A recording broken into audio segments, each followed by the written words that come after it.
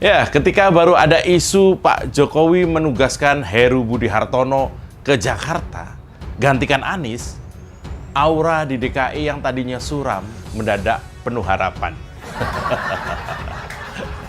Dan ketika Heru Budi dilantik Mendagri Tito Karnavian kemarin, buzzer alumni Balai Kota di masa Anies sudah kelojotan. Entah apa yang membuat mereka ketakutan terhadap Pak Heru.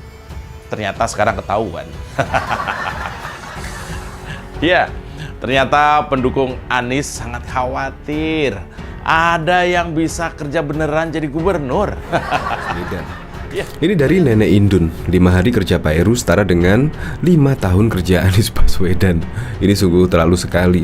Ini bahkan juga dikomentari oleh celoteh receh, Pak Heru Budi adalah solusi yang tepat untuk DKI Jakarta. Benar-benar pemimpin idaman warga DKI Jakarta.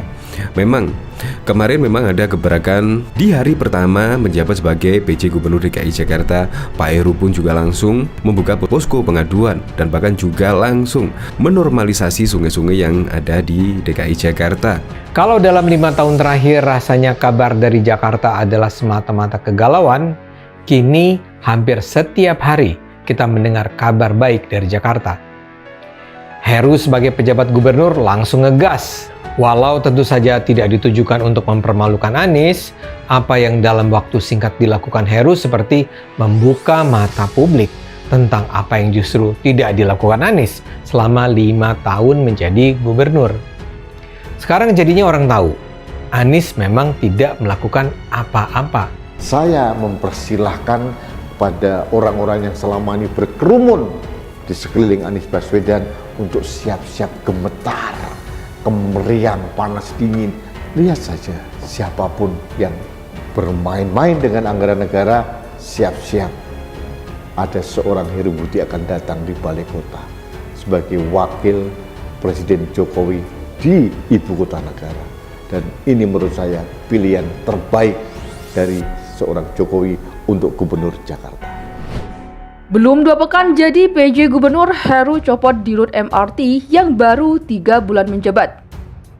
Baru 10 hari dilantik menjadi penjabat Gubernur DKI Jakarta, Heru Budi Hartono langsung mencopot Muhammad Aprindi dari jabatan Direktur Utama PT MRT Jakarta, Kepala Badan Pembinaan Badan Usaha Milik Daerah atau BPBUMD DKI. Fitria Rahadiani menyebut perombakan ini dilakukan dalam rangka penyegaran perusahaan.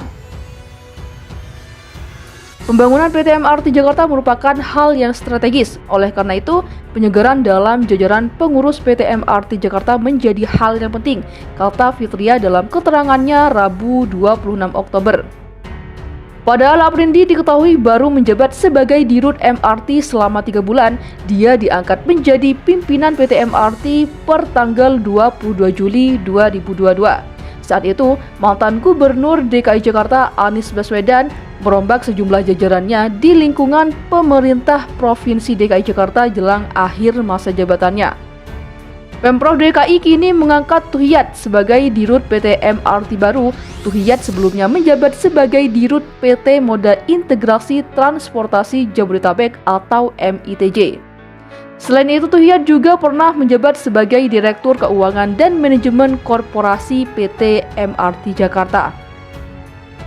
Saudara Tuhiyat yang memiliki pengalaman dalam bidang corporate financing diharapkan dapat memperkuat proses koordinasi antara Pemprov DKI Jakarta, Kementerian Perhubungan, Bappenas, dan juga Kementerian Keuangan serta para stakeholders PT MRT Jakarta dalam upaya pemenuhan pendanaan tersebut, jelas Fitria. Selain itu, Heru Budi Hartono juga melakukan penyegaran pada jajaran Dewan Komisaris PT MRT Jakarta atau Perseroda dengan mengangkat Dodi Wijanarko sebagai Komisaris Utama, Bambang Kristiono sebagai Komisaris, dan William P. Sabandar sebagai Komisaris. Penyegaran pada jajaran Dewan Komisaris PT MRT Jakarta diharapkan dapat memberikan arahan dan masukan kepada direksi dalam kaitannya dengan proses pembangunan MRT Jakarta fase 2 dan fase-fase berikutnya, papar Fitri.